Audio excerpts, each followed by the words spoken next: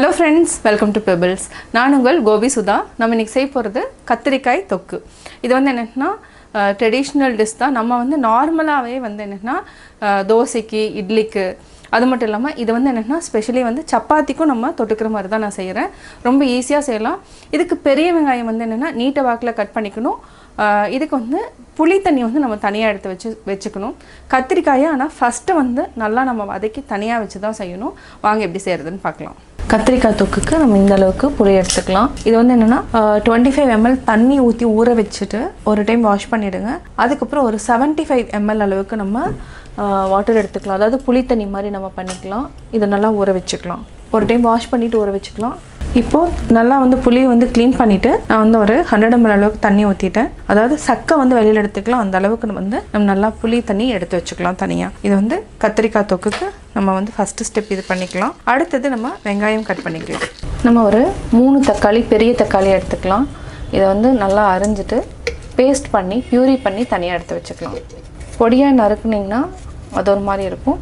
இது வந்து என்னென்னா கொஞ்சம் கிரேவி டைப்பில் நம்மளுக்கு கிடைக்கும். நம்ம ஒரு 4 வெங்காயம் எடுத்துக்கலாம் இந்த தொக்குக்கு. இதை வந்து நீட்ட வாக்கில் கட் பண்ணி எடுத்துக்கலாம். சின்ன சின்னதாக போடுங்க. இப்போ நம்ம தண்ணி எடுத்துக்கலாம். தண்ணியில் லைட்டாக வந்து உப்பு போட்டுக்கலாம். இதை வந்து கட் பண்ணிக்கலாம். கத்திரிக்காயை வந்து நம்ம கட் பண்ணி எடுத்துக்கலாம். இது சொத்தை இருக்கும், அதை வந்து நம்ம க்ளீன் பண்ணிக்கலாம். இது ஓகே தான். இந்த மாதிரி இருந்துச்சுன்னா இதை வந்து நம்ம எடுத்துடலாம். கருப்பாக இருக்கிற போர்ஷன் நம்ம எடுத்துக்கலாம். அதே மாதிரி இதுலேயே இருக்குது. இதை நம்ம அப்படியே எடுத்து தண்ணியில் போட்டுடலாம். ஏன்னா கருப்பாகாமல் இருக்கும்.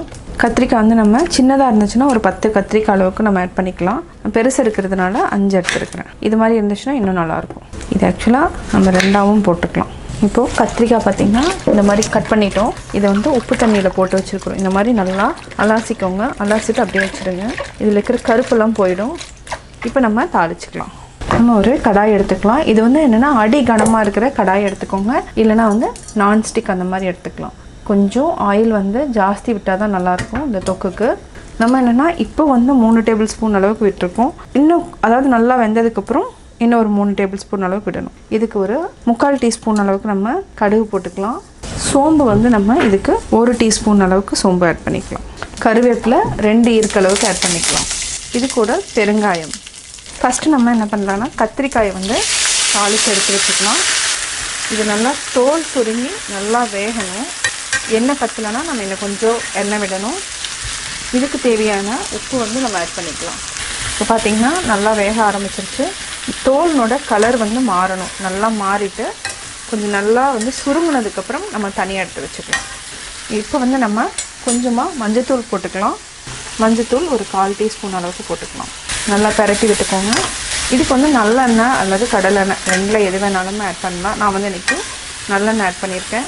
மோஸ்ட்லி என்னென்னா நான் யூஸ் பண்ணுற ஆயில் எல்லாமே செக்கில் ஆட்டின எண்ணெய் தான் நான் யூஸ் பண்ணிகிட்ருக்கேன். நல்லா ஃப்ரை ஆகட்டும். அது வரைக்கும் கொஞ்சம் நேரம் மூடி வச்சுக்கலாம். இப்போ நம்ம செக் பண்ணி பார்க்கலாம். பார்த்திங்கன்னா நல்லா வந்து சுருங்கி போயிருக்கு. இது வந்து வெந்துருச்சான்னு பார்க்கலாம். இது வந்து நல்லா வெந்துருச்சு. இதை வந்து நம்ம ஒரு தனி பிளேட்டில் மாற்றிக்கலாம்.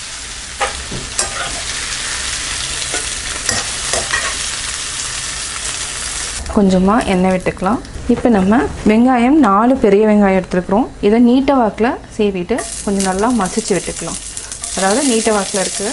இந்த மாதிரி உதுத்து விட்டுக்கோங்க. உதுத்து விட்டுட்டிங்கன்னா நல்லா வெந்துடும். இந்த டிஷ்க்கு வந்து என்னென்னா வெங்காயம் வந்து ரொம்ப ரொம்ப முக்கியம். இன்னும் வந்து 2 வெங்காயம் போட்டிங்கனாலும் டேஸ்ட் வந்து நல்லாயிருக்கும். வெங்காயம் எவ்வளோ வேணாலும் நம்ம ஆட் பண்ணிக்கலாம். இதுக்கு கொஞ்சமாக நம்ம உப்பு ஆட் பண்ணிக்கலாம். ஒரு சிலர் வந்து இஞ்சி பூண்டு பேஸ்ட்டு ஆட் பண்ணுவாங்க. நான் வந்து இஞ்சி பூண்டு பேஸ்ட்டு ஆட் பண்ணாமல் தான் செய்கிறேன். இல்லைனா பூண்டு கூட நீங்கள் ஆட் பண்ணிக்கலாம். அது வந்து ஆப்ஷனல் தான். இது வந்து நல்லா வதக்கிக்கலாம்.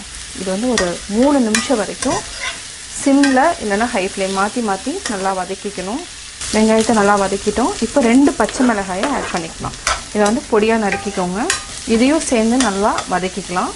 ஒரு 3 நிமிஷம் வரைக்கும் நல்லா வதக்கிக்கலாம். பச்சை மிளகாய் வெங்காயம் நல்லா வதக்கிட்டோம். இப்போ அரைச்சி வச்சுருக்கிற தக்காளியை ஆட் பண்ணிக்கலாம். கொஞ்சமாக தண்ணி விட்டுக்கலாம். பார்த்திங்கன்னா நல்லா பச்சை வாசனை போய் எண்ணெய் வந்து மேலே வரும். நல்லா வதக்கி விட்டுக்கலாம். நம்ம இது கூடயே ஆல்ரெடி வச்சுருக்கிற புளி தண்ணியும் ஆட் பண்ணிக்கலாம். பார்க்குறதுக்கு தண்ணி மாதிரி இருக்கும். நம்ம வந்து கத்திரிக்காய் போட்டு நல்லா மசிக்கிறப்ப என்னென்னா உங்களுக்கு வந்து கரெக்டான பதம் கிடச்சிடும். நம்மளுக்கு நல்லா கொதிக்கட்டும். புளி தண்ணி நல்லா கொதிச்சிருச்சு. இந்த ஸ்டேஜில் நம்ம ஒரு 3 டேபிள் ஸ்பூன் வரைக்கும் நம்ம சாம்பார் தூள் ஆட் பண்ணிக்கலாம். இதுக்கு தனி மிளகாத்தூள் ஆட் பண்ண வேண்டாம். இந்த சாம்பார் தூளோட லிங்க் வந்து நான் வந்து டிஸ்கிரிப்ஷன் பாக்ஸில் கொடுத்துறேன். அதை பார்த்து நீங்களும் தெரிஞ்சுக்கோங்க. அதாவது கோபி சுதா ரெசிபீஸில் சாம்பார் தூள் எப்படி பண்ணுறதுங்கிறத நான் கொடுத்துட்றேன். இதையும் நல்லா மிக்ஸ் பண்ணி விட்டுட்டு கொதிக்க வச்சுக்கலாம். ஆயில் வந்து நல்லா மேலே வரும். அப்போ வந்து நம்ம கத்திரிக்காயை ஆட் பண்ணிக்கலாம். இப்போ நம்ம எடுக்கலாம். பார்த்திங்கன்னா எண்ணெய் வந்து மேலே நல்லா வந்துருச்சு. இப்போ நம்ம கட் பண்ணி வச்சுருக்கிற வதக்கி வச்சுருக்கிற கத்திரிக்காயை நம்ம ஆட் பண்ணிக்கலாம். இதை வந்து நல்லா பரட்டி விடுங்க. பரட்டிட்டு லைட்டாக வந்து இந்த மாதிரி மசிச்சு விடணும். மற்ற இருந்தாலும் மற்றலையும் நம்ம மசிக்கலாம், இந்த மாதிரியும் மசிச்சுக்கலாம். இப்போ நம்ம தேவையான அளவு உப்பு போட்டுக்கலாம். இதை நல்லா மிக்ஸ் பண்ணிவிட்டு நம்ம மூடி வச்சுக்கலாம். நம்ம லைட்டாக வெல்லம் ஆட் பண்ணிக்கலாம். இதை வந்து ஒரே ஒரு சின்ன பீஸ் அளவுக்கு நான் உடச்சி வச்சுருக்கிறேன். இது ஆட் பண்ணிக்கிட்டிங்கன்னா டேஸ்ட் வந்து நல்லாயிருக்கும். அதாவது புளியினோட இது தன்மைக்காக நம்ம ஆட் பண்ணுறோம். ஒரு சிலருக்கு வந்து என்னென்னா இந்த தொக்கில் ஸ்வீட் வந்து ரொம்ப பிடிச்சதுன்னா இன்னும் கூட கொஞ்சம் வெல்லம் ஆட் பண்ணலாம். இதை வந்து ஒரு 5 மினிட்ஸ் வந்து மூடி வச்சுட்டு அதுக்கப்புறம் நம்ம ஆஃப் பண்ணிக்கலாம். இப்போ நல்லா வெந்துடுச்சு. கொத்தமல்லி தழை தூவி இதுக்கு வந்து கொஞ்சம் நிறையாவே போடலாம். இது நல்லா மிக்ஸ் பண்ணி விட்டுருங்க. அதாவது இட்லி தோசைக்கு மட்டும் அப்படின்னா நம்ம வந்து கொத்தமல்லி தழை வந்து தூவ வேண்டியதில்லை. இது வந்து சப்பாத்திக்கும் அப்படிங்கிறதுனால கொத்தமல்லி தழை நம்ம தூவிட்டோம். டேஸ்ட் நல்லாயிருக்கும். இன்னும் கொஞ்சம் நீங்கள் வந்து லிக்விடாக வேணும் அப்படின்னீங்கன்னா கொஞ்சம் தண்ணி ஊற்றி கூட வேக வச்சுக்கலாம். எனக்கு வந்து என்னென்னா இந்த மாதிரி இருந்தாலே பிடிக்குங்கிறதுனால நான் வந்து ஆஃப் பண்ணிடுறேன். எனக்கு தொக்கு மாதிரி தான் தேவைப்படுதுங்கிறதுனால நான் இதோட அதாவது ஆஃப் பண்ணிடுறேன். கத்திரிக்காய் தொக்கு ரெடி. சுவையான கத்திரிக்காய் தொக்கு ரெடி. கத்திரிக்காய் தொக்கு எப்படி செஞ்சேங்கிறத பார்த்தீங்க. கட்டாயம் உங்களுக்கு இந்த வீடியோ பிடிச்சிருக்கும். வீடியோ பிடிச்சதுன்னா லைக் பண்ணுங்கள், ஷேர் பண்ணுங்கள், கமெண்ட் பண்ணுங்கள், மறக்காமல் சப்ஸ்கிரைப் பண்ணுங்கள்.